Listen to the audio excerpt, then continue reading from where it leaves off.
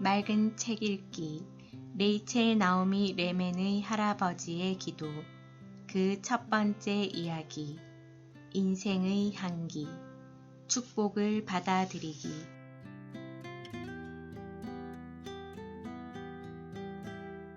우리들 대부분은 삶이 우리에게 부여한 축복을 온전히 받아들이지 못한다. 축복을 받아들이기 위해서 특별한 시간과 공간이 필요한 것도 아니다. 다만 우리 스스로 삶을 잡다한 것들로 채우고 있기 때문에 축복을 받아들일 여유를 가지지 못한 것뿐이다. 내가 만난 어느 환자는 우리 모두는 축복이라는 커다란 원에 둘러싸여 있다고 말했다. 그는 자신에게 떠오른 이 이미지가 공항에 착륙할 공간이 없어 선회하는 비행기와 같다고 했다. 신호를 기다리며 공중을 나는 비행기의 이미지는 우리가 받을 축복을 연상시킨다. 심각한 질병을 앓는 환자들은 병을 통해 커다란 깨달음을 얻곤 한다. 질병이 오히려 그들에게 생애 처음으로 마음을 열 기회를 가져온 것이다. 실상 그들은 오래전에 그들에게 주어진 축복을 받아들이는 길을 발견했는지도 모른다. 그런 사람들은 나에게 축복을 어떻게 받아들여야 하는지 가르쳐 주었다. 몇 년 전 나는 매 토머스라는 환자를 만났다. 매는 조지아에서 어린 시절을 보내고 나중에 오클랜드와 캘리포니아에서 살았다. 그녀는 일생을 참 열심히 산 사람이다. 자신의 7 자녀를 기른 후에 손자들을 돌보기 위해 식당에서 접시 닦는 일까지 했다. 내가 그녀를 만났을 때 그녀는 이미 매우 나이가 많았고 암 투병 중이었다.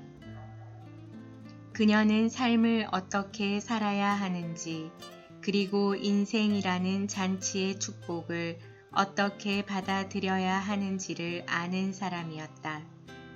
그녀의 웃음은 순도 100%의 순수한 기쁨을 드러내는 것이었다.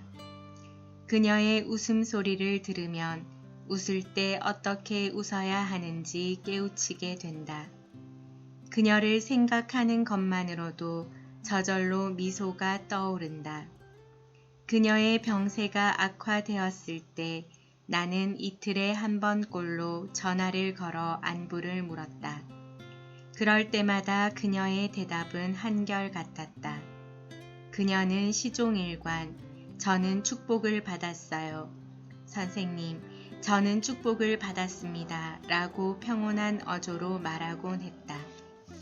내가 마지막으로 전화를 건 것은 그녀가 임종하기 바로 전날 밤이었다.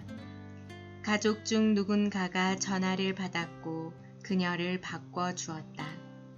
나는 수화기를 통해 암세포로 가득 찬 그녀의 폐에서 나오는 기침 소리와 가래 끓는 소리를 들었다. 그녀는 숨을 헐떡이며 내게 한마디라도 말을 하려고 노력하고 있었다. 나는 흐르는 눈물을 주체하지 못하면서 말했다. 레이첼이에요. 좀 어때요?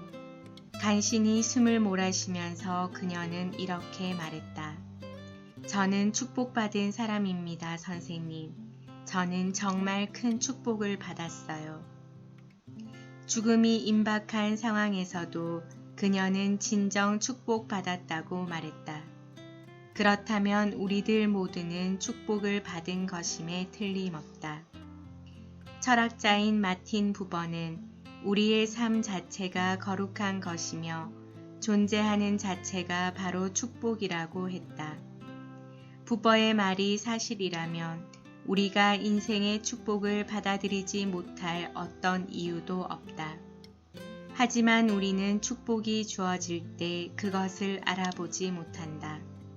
어째서일까? 우리가 축복을 과거라는 냉동고 속에 집어넣고 꽁꽁 얼려버렸기 때문이다. 우리는 현재 우리에게 주어지는 무한한 축복을 지나쳐 보내버린다. 그 때문에 우리는 축복의 한가운데 있으면서도 공허함만을 맛보는 것이다. 우리 자신이 축복을 받았다는 느낌을 가질 때에만 우리는 누군가를 축복해 줄 수 있다. 삶의 축복을 받아들인다는 것은 보다 나은 삶을 살아가는 법을 배우는 것이 아니다. 그것은 이 삶을 어떻게 즐기는가 배우는 것이다. 축복을 받기 위해서는 우리의 삶을 있는 그대로 받아들여야 한다. 또한 우리의 삶에서 간혹 일어나는 이해할 수 없는 면을 받아들일 필요가 있다. 이것은 삶에서 기쁨을 발견하는 눈을 키워나간다는 의미이기도 하다. 세상을 바로잡기 위해서 무엇이 잘못되었는가를 알 필요는 없을지도 모른다. 우리에게 가장 중요한 것은 있는 그대로 우리 자신을 받아들이는 겸손이다. 내 환자 레리는 이와 같은 사실을 모르던 사람 중 하나다. 지난 몇 달 동안 레리는 아내와 함께 상담받으러 오곤 했다. 마지막 상담 시간에 그의 아내가 혼자서 나를 찾아왔다. 나는 의아한 얼굴로 물었다. 어째서 레리가 함께 오지 않았지요? 그의 아내는 침울한 목소리로 대답했다. 우리가 나오려고 할 때 레리는 워싱턴에서 온 전화를 받았어요. 제가 집을 나올 때에도 그는 전화통을 붙들고 있었지요. 수요일에는 일을 하지 않기로 분명히 약속하지 않았던가요? 그녀는 나를 바라보더니 미소를 지으며 말했다. 저는 그와 헤어지기로 결심했어요.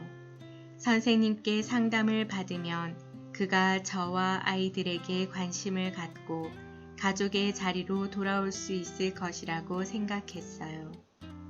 마음이 무겁게 가라앉았다. 내가 그를 처음 만난 것은 10년 전이었다. 당시 그는 호지킨 병이라는 악성 림프종 진단을 받았다. 그때 그는 29살 청년으로 유능한 주식 중개인이었다. 의사의 선고는 그가 모든 것을 손에서 놓아야 한다는 의미였다. 서로를 깊이 사랑한 그와 아내는 지독한 항암 치료를 견디며 병을 상대로 싸워나갔다. 아이들도 무척 어렸고 그가 살아야 할 이유는 충분했다. 그러나 항암 치료가 끝난 지 불과 8달 만에 다시 암이라는 친구가 그를 찾아왔다. 이번에는 골수 이식 수술을 받아야 했다. 당시 수술 성공률은 절반으로 이 수술을 받은 두 사람 중 하나는 다시 소생하지 못했다. 그는 진정으로 삶을 사랑했고 가족을 사랑했기 때문에 기꺼이 수술을 받았다. 생명의 위험을 무릅쓰고 한 이 수술에서 그는 운이 좋은 사람 편에 속하게 되었다. 그는 이런 과정을 겪으면서 전혀 다른 사람으로 변모했다. 당시 그는 내게 이렇게 말했다. 삶에는 돈을 버는 것보다 더 많은 게 있다는 걸 알았어요. 새롭게 생명을 얻었다고 생각한 그는 자신의 남은 생을 보다 더 가치 있는 일을 하면서 보내기로 결심했다. 그는 주식과 증권의 세계를 떠나 환경 보존이라는 일에 뛰어들었다. 자연과 환경 보존이 조금씩 현대인들의 관심 대상이 되던 때였다. 10년 동안 레리는 완전히 환경 문제에 몰입했다. 그는 일주일에 50시간을 일에 매달렸다. 그러더니 일주일에 60시간을 일하게 되었다. 날마다 출장을 가야 했고 집에 머무는 날에는 팩스와 이메일 등으로 밤늦게까지 일에 몰두했다. 당연히 먹고 자는 일도 불규칙적이 되었다. 자신을 위한 휴식 시간을 갖지 않았을 뿐더러 가족과 제대로 된 대화를 나눌 겨를이 없었다. 일에 몰두하느라 그는 자신의 몸 상태가 거의 쓰러지기 직전 상황까지 왔다는 것도 잊었다. 그런데도 늘 해야 할 일은 산더미처럼 쌓여 있었다. 언제나 새로운 계획과 구상이 그의 눈앞에 있었다.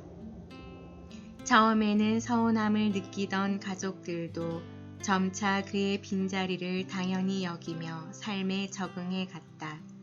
나는 레리의 아내에게 말했다. 내가 꼭 레리를 보아야겠다고 전해줘요. 그녀는 고개를 끄덕이면서 침울하게 말했다. 이혼하겠다는 말을 먼저 한 후 선생님의 말을 전해드릴게요. 며칠 후 레리가 나를 찾아왔다. 나는 그의 초췌한 모습에 매우 가슴이 아팠다. 캐럴에게 저를 보자고 하셨다면서요. 그래요. 만나고 싶다고 했어요. 캐럴이 당신과 헤어지겠다고 하더군요. 갑자기 레리는 울기 시작했다. 선생님, 10년 전에 저는 생명을 잃을 뻔했습니다. 그때 제게는 삶이 있었는데 지금은 삶을 잃어버린 것 같군요. 레리, 10년 전을 돌이켜보면 어땠지요? 절망적이었습니다. 생명이 손가락 사이로 빠져나가고 있었지요. 남은 시간이 얼마 없기 때문에 매우 초조하다고 느꼈어요. 그는 잠시 입을 다물고 생각에 잠기더니 이윽고 말했다. 지금 저는 제 생명이 손가락 사이에서 빠져나가는 것처럼 지구가 죽어가고 있다는 것을 느껴요. 그래서 우리에게는 또 다른 기회가 없을지도 모른다고 생각했어요. 우리는 침묵 가운데 서로를 바라보며 마주 앉아 있었다. 나는 레리의 선한 눈동자를 바라보며 깊은 연민을 느꼈다. 레리, 가족과 함께 식사를 한 것이 언제지요? 그는 고개를 저었다. 기억이 나지 않아요. 자명종을 맞춰놓지 않고 잠자리에 든 것이 언제지요? 그는 여전히 고개를 가로저었다. 아이들에게 기타를 쳐주거나 이야기책을 읽어준 게 언제인지 기억해요? 아니요, 선생님. 기억하지 못해요. 그는 기어들어가는 소리로 말했다. 레리, 당신 자신의 삶을 이런 식으로 살면서 환경 보전, 생명 보전 운동을 하는 게 말이 된다고 생각해요? 그는 고개를 숙이고 앉아 있다가 가로저었다. 그리고 다시 울기 시작했다. 이제는 그 일을 계속해 나갈 수 없을 것 같아요. 나는 그가 하는 일이 얼마나 중요한가를 이해하고 있다고 말해 주었다. 그는 침묵 속에 가만히 고개를 끄덕였다. 환경 보전 운동을 하는 그 일이 당신을 행복하게 하나요? 그는 혼돈스러운 표정을 지으며 나를 바라보았다. 그 일이 저를 행복하게 하느냐고요? 봉사로 하는 그 일은 희생을 필요로 하지요. 과연 그럴까? 아마도 그렇지 않을 것이다. 우리는 진정한 봉사의 가장 기본적인 원리를 비행기를 한번 타는 것만으로도 배울 수 있다. 1년에 몇백만 마일을 여행하기 위해 비행기를 타는 레리는 몇백 번도 더 그 원리를 가르쳐주는 말을 들었으면서도 자기 자신에게는 적용시키지 못했다. 비행기가 이륙하기 직전 스튜어디스는 기내 방송을 한다. 기체가 압력을 잃으면 산소 마스크가 위에서 떨어질 것입니다. 그러면 옆에 있는 사람을 도와주기 전 먼저 당신의 마스크를 착용하십시오. 봉사란 모든 생명이 우리의 보호와 헌신을 받을 가치가 있다는 전제 아래에서 이루어져야 한다. 레리의 경우에 봉사의 의미를 모든 생명에게 적용시키면서도 정작 자기 자신의 생명과 자기의 가족들에게는 두지 않았다. 진정으로 생명을 축복하려면 먼저 자신의 삶을 축복으로 채워야 한다. 그렇게 해야 그 축복이 넘쳐서 다른 사람들에게로 흘러 들어갈 수 있다는 사실을 레리는 깨닫지 못했다.